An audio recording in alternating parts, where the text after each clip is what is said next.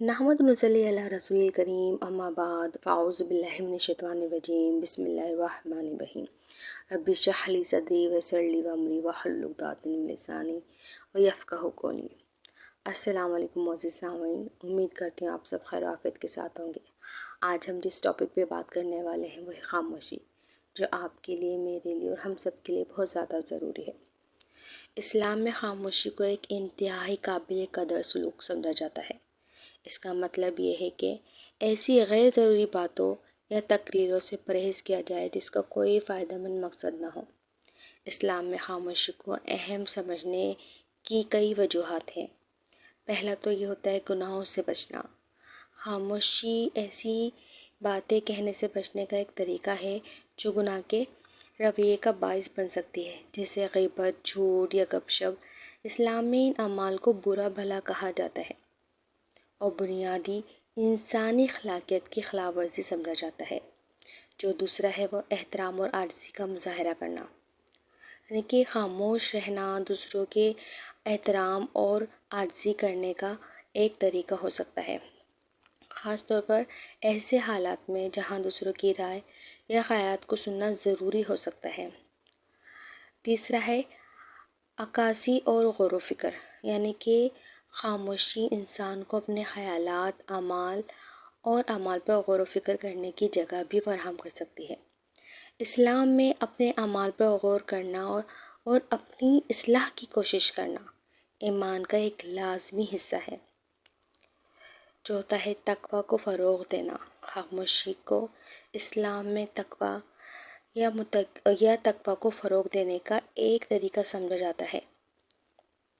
جو کچھ کہتا ہے اس کے بارے میں ہوش میں رہنے اور ایسے حالات میں بولنے سے گریز کرنے سے جہاں ضروری نہ ہو۔ ایک شخص خدا کی موجودگی کے بارے میں آگاہی کا ایک بلند احساس پیدا کر سکتا ہے اور اپنی روحانی نشو و نما پر زیادہ توجہ دے سکتا ہے۔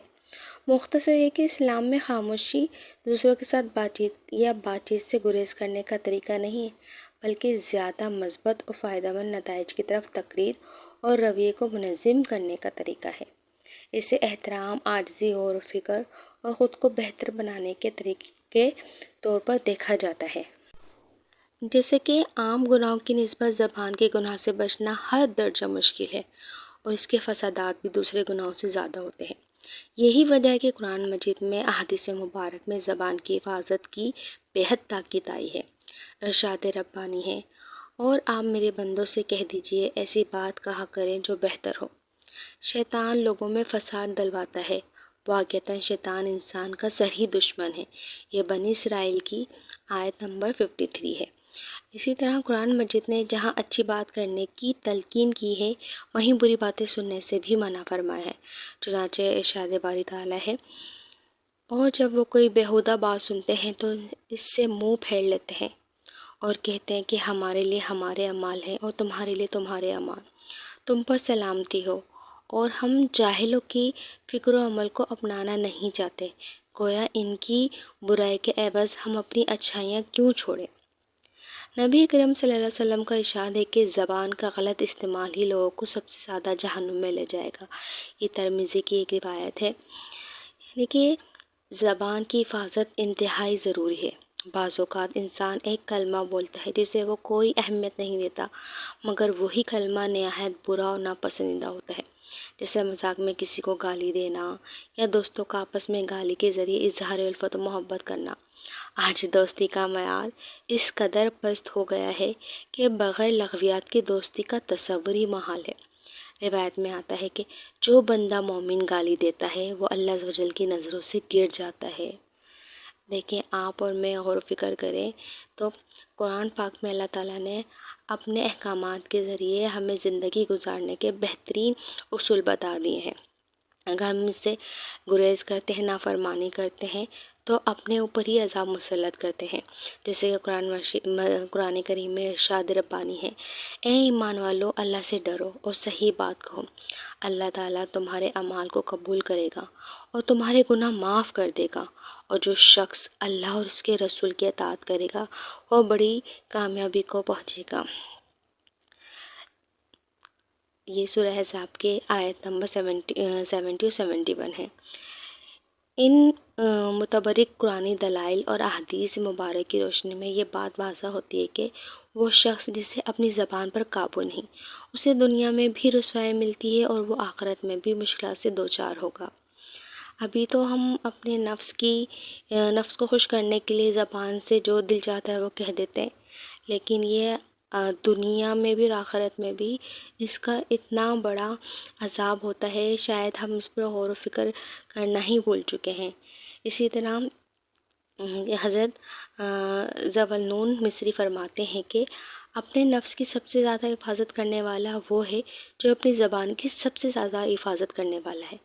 آج ہم بے لگام ہو چکے ہیں، بغیر سوچے سمجھے اسلام، جہاد، فقہ، مدارس، علماء صالحہ پر تنقید کرنا ہمارا مشغلہ بن چکا ہے۔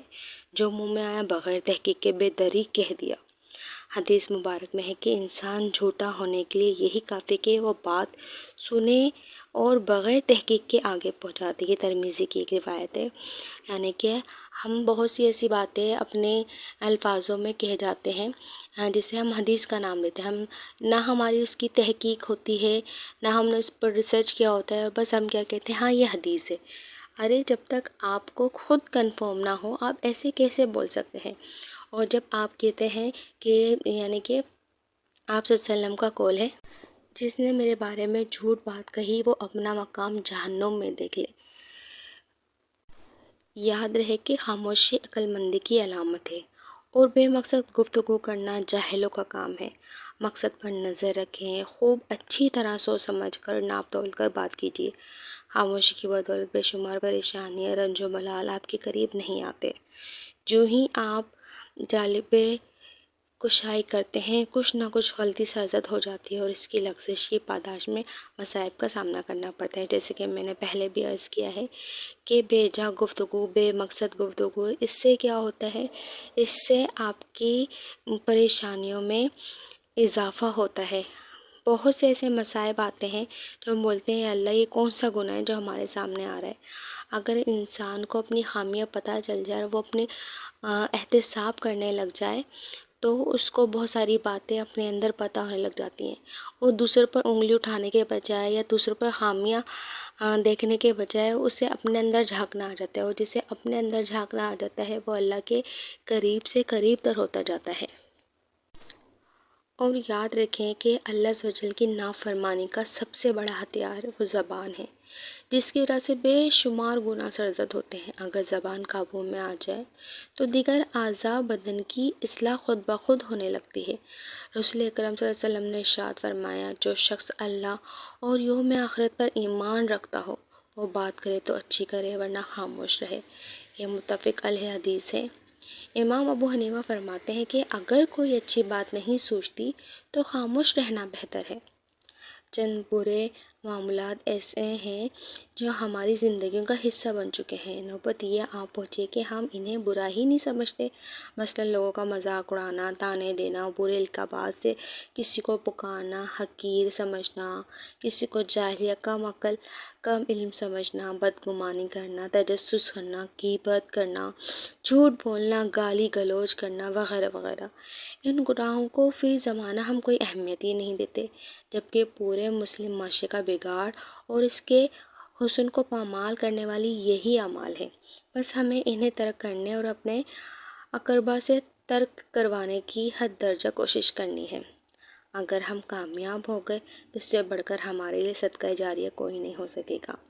ایک انسان کا سدھار پورے معاشرے کا سدھار کا ذریعہ بن سکتا ہے۔ ارشاد باری تعالیٰ ہے، بے شک ایمان والے مراد پا گئے جو لوگ اپنی نمازوں میں عاجز و نیاز کرتے ہیں اور جو بیہودہ باتوں سے ہر وقت کنارہ کش رہتے ہیں۔ عقل مند انسان وہ ہے جو دنیا پر بقدر ضرورت اور آخرت پر پوری توجہ مرکوز رکھے، جیسے کہ نمازوں اور دیگر فرائض کی پابندی کے ساتھ ساتھ حقوق العباد کی پاسداری کرے اور خود کو زبان کے ہر گناہ سے